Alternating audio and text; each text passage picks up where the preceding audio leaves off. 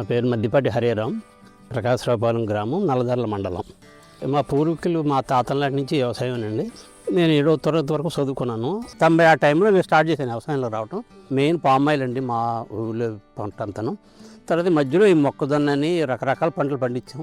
జీలుగు, పిలిపెసర ఇంకో 8 ఏళ్ళ నుంచి అయితే జల్లుతున్నాం కంపల్సరీగా. పచ్చి రొట్టె ఇది కుళ్ళి భూమిలో కానీ భూమి యొక్క ఆ స్వభావం మారి నిజంగా ఏదైనా నీటి కరువు వచ్చినా ఇది 10 రోజులు ఆగుద్దండి. పచ్చి రొట్టె ఇల్లు ఖరీదు నుండి బెట్టను ఎంతగానో తట్టుకుంటుందండి. బెట్టను తట్టుకుంటుంది.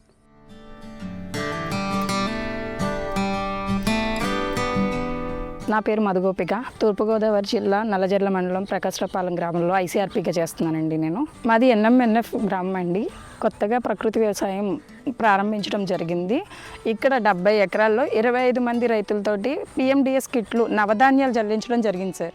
మొదటి సంవత్సరం అయినప్పటికీ మా గ్రామంలో రైతులు నవధాన్యాలు జల్లడానికి ఇంట్రెస్ట్ చూపించడం జరిగింది సార్. మా ఏరియాలో ఉన్న బీఆర్సీ సెంటర్స్ ద్వారా నవధాన్యాలు అనేవి తయారు చేసి కిట్ల రూపంలో రైతులకు అందించడం జరిగింది సార్. కొత్త గ్రామం అయినప్పటికీ ఇక్కడ రైతులు ఎక్కువ మంది ప్రకృతి వ్యవసాయం చేయడానికి ముందుకు రావడం జరిగింది సార్. రాబోయే రోజుల్లో ప్రకృతి వ్యవసాయాన్ని మరింత ముందుకు తీసుకెళ్ళడానికి నా వంతు నేను కృషి చేస్తాను.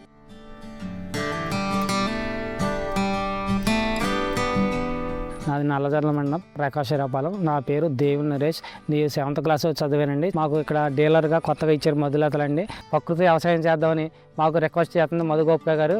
5 రైతులు కలిసి మేము 34 ఎకరాలు పచ్చి రొట్టె ఎరువులు 17 రకాల నవధాన్యాలు జల్లామండి.